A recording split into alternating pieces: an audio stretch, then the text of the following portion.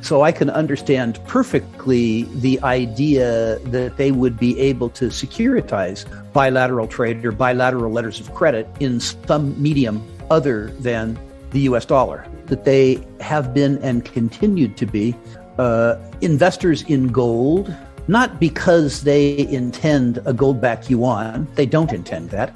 It would reduce their power.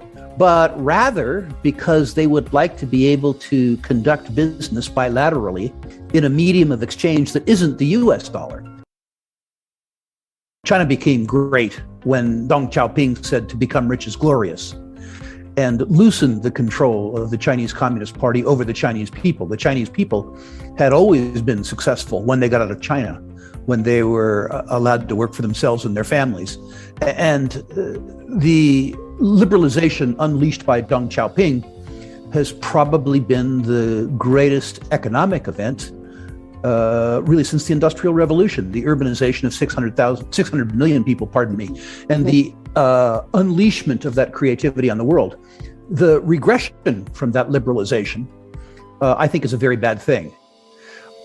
With regards to Evergrande in particular, as I understand it, the aggregate debts are around $300 billion. So if you assume that it isn't a total write-off, because it isn't, there's stuff, there's buildings, there's land, there will be a recovery.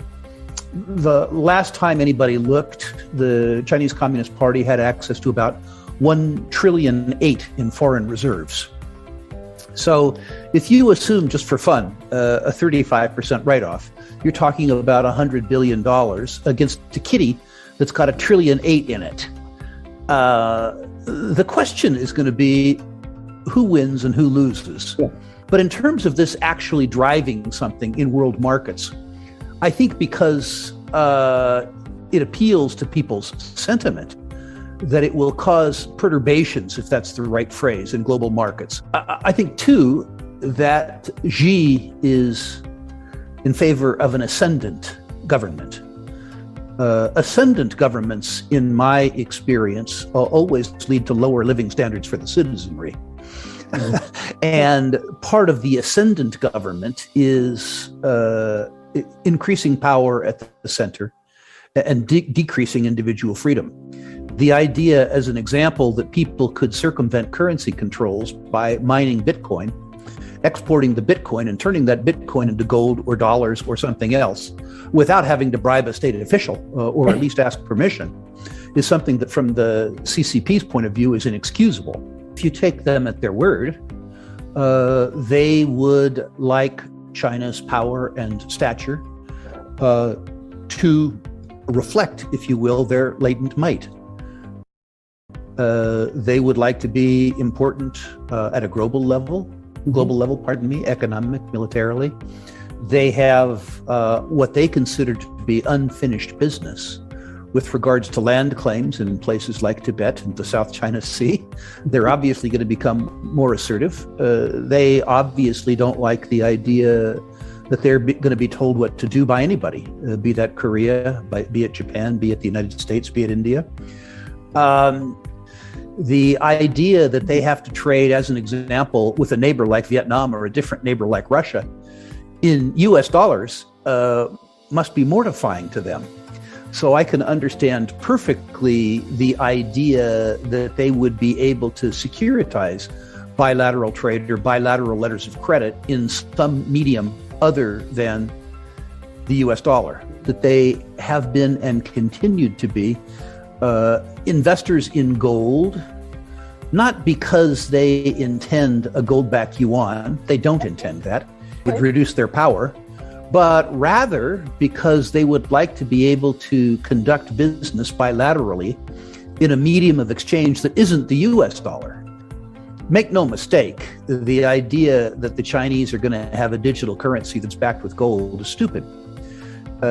Having to have a currency that's backed in gold imposes a discipline on a government, a reduction in government power in favor of the holder of the currency. And that's the furthest thing from any government's mind. Yours, mine, or the Chinese. The bigger the government, the greater the deterioration in individual liberty. So unfortunately, for the next while, it would appear that China is headed in that direction. Certainly the Chinese economy, as an example, is alleged to be levered to 3 times GDP. So while there is room for an Evergrande, there isn't room for a series of Evergrandes, even with the $1.8 trillion in cash in the sidelines. Before we continue, help us clicking that YouTube like button and subscribe now to our channel. This shows the algorithm that you valued this information. And it helps us spread that message. Sharing is caring. And now, let's continue. Do you want to know one thing about crypto? I made over 3000% in profit in a few weeks. Fact is, the traditional financial system, the traditional money system makes you poor, not rich.